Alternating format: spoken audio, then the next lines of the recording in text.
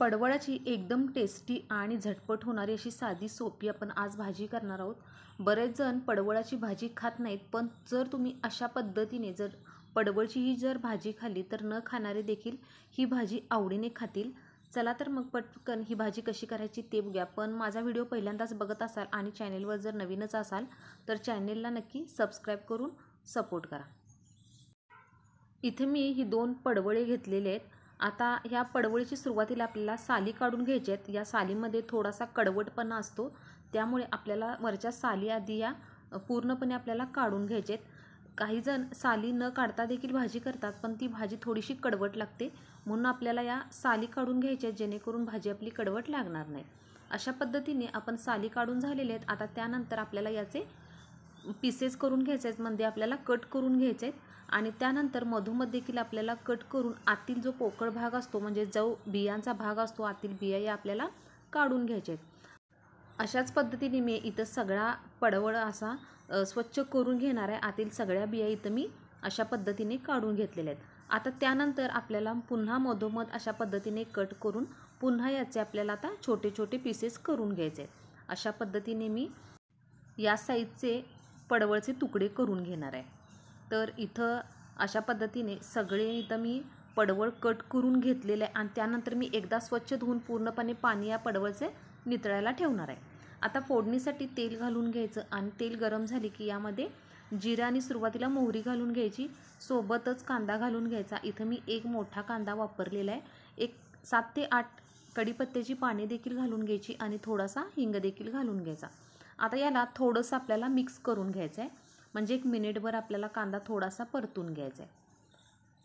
थोडासा कांदा आपण परतला की आता यामध्ये आपल्याला थोडंसं मीठ देखील घालून घ्यायचं आहे, जेणेकरून कांदा हा पटकन भाजेल, म्हणून सुरुवातीलाच थोडंसं मीठ देखील घालून घ्यायचं। आता पुन्हा छान मिक्स केल्यानंतर आता यामध्ये मी 1 टोमॅटो देखील घालून घेणार आहे। मीडियम साईजचा टोमॅटो होता, एक सगळा चिरून यामध्ये टोमॅटो घालून पुन्हा एक अर्धा मिनिट आपल्याला छान असं हे टोमॅटो देखील मिक्स करून घ्यायचं आहे। आता टोमॅटो थोडासा शिजत आला की आता आपल्याला यामध्ये फोडणीमध्येच थोडासा लसूण देखील घालून घ्यायचा आहे आणि पुन्हा याला थोडंसं आपण आता परतून घेऊया। लसूण 5 ते 6 पाकळ्या लसणाच्या घालून थोडासा ठेचून घेऊन घातलेला आहे। आणि त्यानंतर आता यामध्ये आपल्याला कोथिंबीर फोडणीमध्ये घालायची आहे। यामुळे आपली पडवळची भाजी खूप टेस्टी होते, म्हणून तेलामध्येच आपल्याला थोडीशी कोथिंबीर घालून परतून घ्यायचं आहे। यामुळे भाजीला खूप छान टेस्ट येते। आता त्यानंतर आता आपल्याला यामध्ये हे पडवळ आपल्याला कट करून घेतलेलं घालून घ्यायचं आहे आणि त्यानंतर आपल्याला तेलामध्ये हे पडवळ एक लो गॅसवर 2 मिनिट आपल्याला भाजून घ्यायचं आहे। जसं आपण दोडका जसं तेलामध्ये भाजून घेतो, सेम त्याच पद्धतीने आपल्याला हे पडवळ देखील तेलामध्ये एक लो गॅसवर 2 मिनिट आपल्याला छान असं परतून घ्यायचं आहे, जेणेकरून याचा वास थोडासा पडवळाचा कमी होईल आणि पडवळ आपलं पटकन शिजेल देखील, म्हणून थोडंसं एक 2 मिनिट परतून घ्यायचं आहे। आणि त्यानंतर पुन्हा याच्यावर झाकण ठेवायचं आहे आणि लो गॅसवरच एक पाणी न घालता आपल्याला पुन्हा 2 मिनिट याला वाफ देऊन घ्यायचे, म्हणजे आपल्याला पडवळ शिजायला जास्त वेळ लागणार नाही। पाणी आपण घातलेलं नाही, लो गॅसवर असंच याला वाफ 2 मिनिटं देऊन घेतलेले।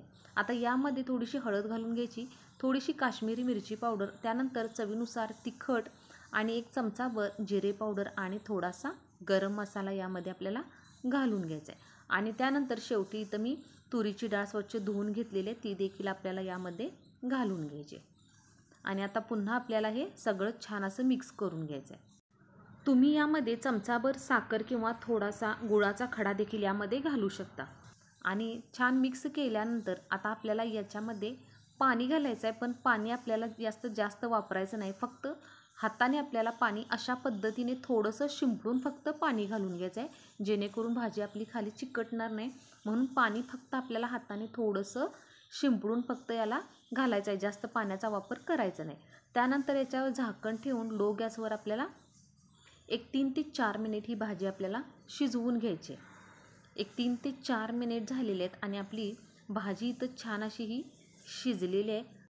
तुम्हाला मी पडवळ कट करून देखील दाखवते, अगदी सहज हे पडवळ कट होते, म्हणजेच आपलं हे पडवळ अगदी छान असं शिजलेलं आहे। आता अगदी शेवटी आपल्याला यामध्ये खोबऱ्याचा किस घालायचा आहे। ओल्या खोबऱ्याचा इथं मी किस थोडासा घातलेला आहे आणि वरून थोडीशी कोथिंबीर घालायची, पुन्हा याला छान असं मिक्स करून घ्यायचं. ओल्या खोबऱ्यामुळे ही भाजी अजून टेस्टी होते आणि या भाजीचा वास देखील कमी होतो. आणि पुन्हा याच्यावर झाकण ठेवून फक्त आपल्याला एक अर्धा मिनिट फक्त वाफ देऊन घ्यायचे.